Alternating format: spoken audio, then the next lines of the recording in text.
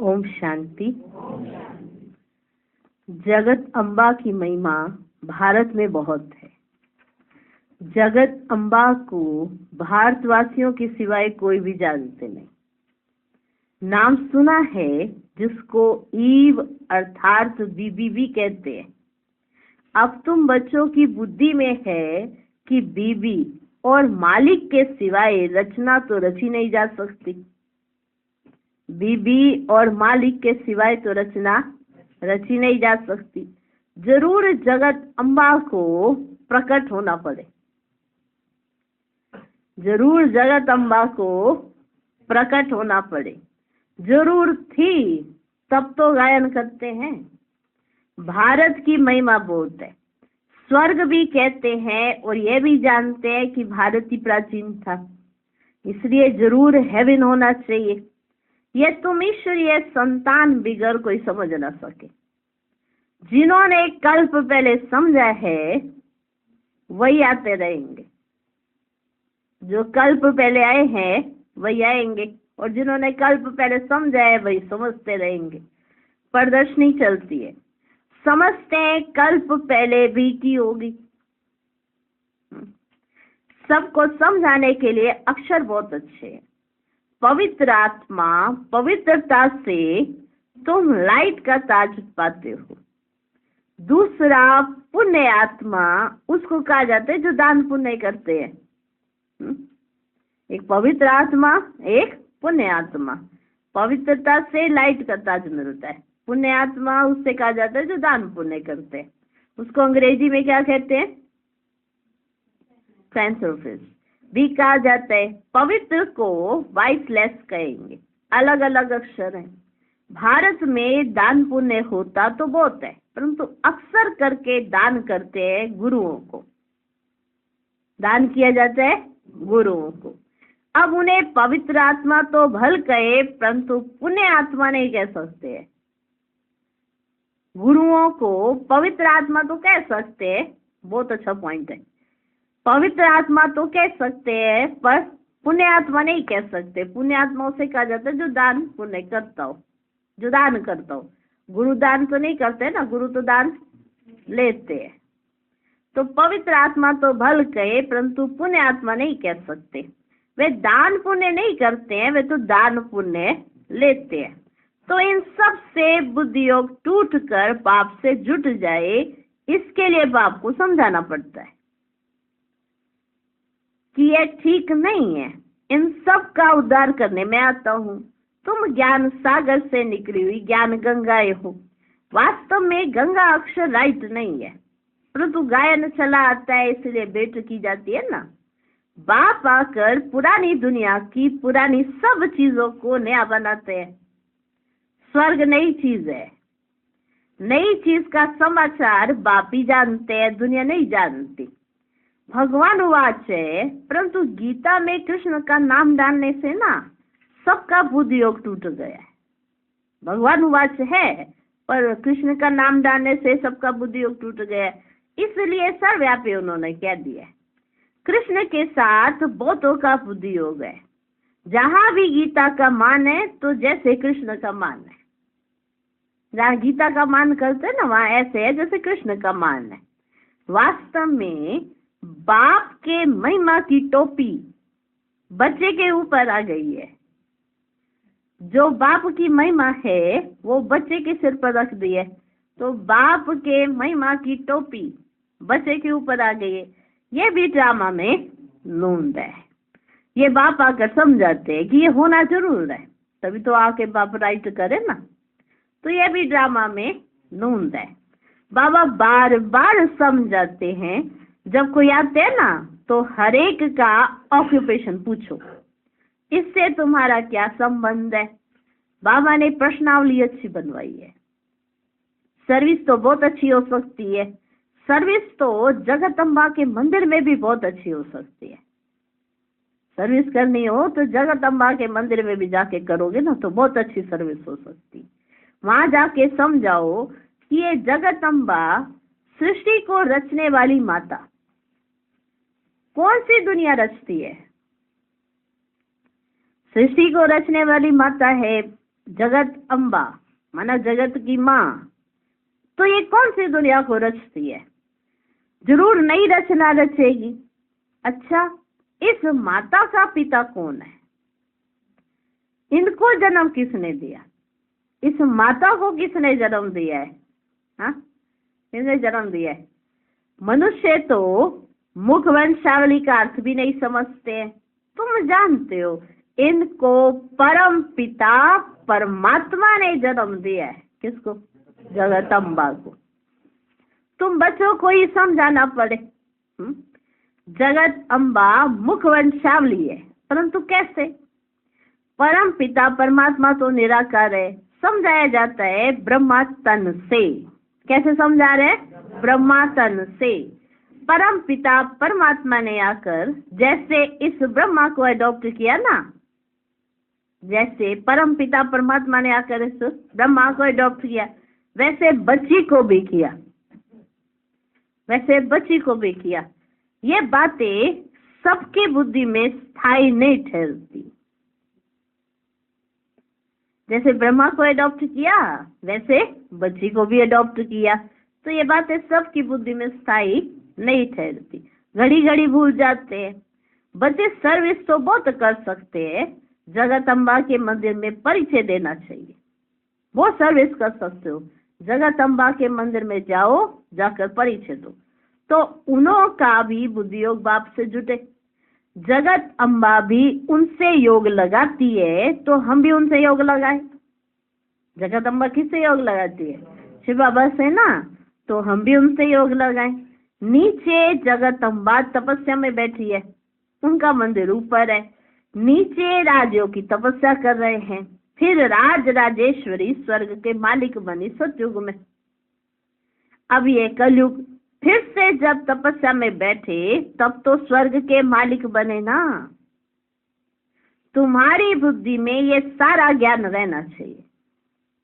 ये सच्ची राय मनुष्यों को दी जाती है, तुम हर एक का परिचय देते हो, परंतु सबकी बुद्धि में कोई जल्दी थोड़े बैठ सकता है। बैठे तब जब सर्विस में लग जाए। चित्र भी बहुत अच्छे बने हुए हैं, लक्ष्मी नारायण के मंदिर में भी जाकर समझा सकते हो। आज बाबा सर्विस की बता रहे ना युक्तियां, कहाँ कहाँ जाओ, क्या क्या समझाओ, क्या क्या कहो, वो सब बाबा समझाते हैं। जगदम्बा के मंदिर में जाओ, पूछो ये किसकी बेटी है, कैसे इन्होंने सृष्टि को रचा है, इनका पिता कौन है। लक्ष्मी नारायण के मंदिर में भी जाकर समझाते हो, वहां भी जाके समझा सकते हो। बाबा कहते हैं मेरे भक्तों को सुनाओ। भक्त जरूर कहाँ मिलेंगे? भक्त कहाँ मिलते हैं? मंदिर में। उनको प्यार से समझाओ। ये जो लक्ष्मी नारायण के चित्र हैं, इनके लिए सभी कहेंगे ये स्वर्ग के मालिक थे। अच्छा, अब क्या है? जरूर कहेंगे अभी तो कलयुग चल रहा है, कलयुग में दुख ही दुख है, फिर इनको बादशाही कैसे मिली? कलयुग में तो आज दुख ही दुख है, तो इनको सत्युग की बादशाही देने वाला कौन है? तुम जानते हो तो सबको सुना सकते हो, हर एक को समझाएंगे ना। अगर एक को भी समझाएंगे ना तो सत्संग इकट्ठा हो जाएगा। एक कोई पकड़, बाबा पहले युक्ति रचता था, कहता था बच्चियों को आपस में ही सुनाना शुरू करो, आपस में सुनाना शुरू करो, और तुम्हें देखकर एक एक एक एक ऐसे आते रहेंगे, फिर उनको सुनाना शुरू कर देना। तो एक को समझाएंगे तो सत्संग इकट्ठा हो जाएगा, फिर सब कहेंगे हमारे पास आओ, हमारे पास आओ। मंदिर में बड़ा मेला लगता है, राम के भी मंदिर में जाकर उनका ऑक्यूपेशन बता सकते हो। आहिस्ते आहिस्ते युक्ति से समझाना चाहिए। कई बच्चे लिखते भी है, बाबा हमने ऐसे ऐसे समझाया। एक को समझाने से फिर दूसरे निमंत्रण देते हैं, हमको भी समझाओ, हमारे पास भी आओ, हमारे घर में भी आओ। हमारे घर में भी 7 रोज भाषण चले तो अच्छा है, फिर वहां से और निकल जाएंगे। बाबा देखो कैसे युक्ति बताते, एक एक को कैसे समझाना चाहिए। फिर दूसरे आकर निमंत्रण देंगे कि 7 रोज का कोर्स हमारे घर में कर दो, हमारे घर में बड़ी जगह है। तो ऐसे कहते हैं, फिर वहां जो निकलेंगे वो कहेंगे हमारे घर में कर दो, फिर वहां जो निकलेंगे वो कहेंगे हमारे घर में कर दो। तो ऐसे निकलते जाएंगे। कोई भी निमंत्रण दे उनको ऐसा समझाना चाहिए जो छोड़े ही नहीं। भाषण करने से आसपास वाले मित्र संबंधी आदि भी इकट्ठे होंगे, ऐसे ही वृद्धि होती है।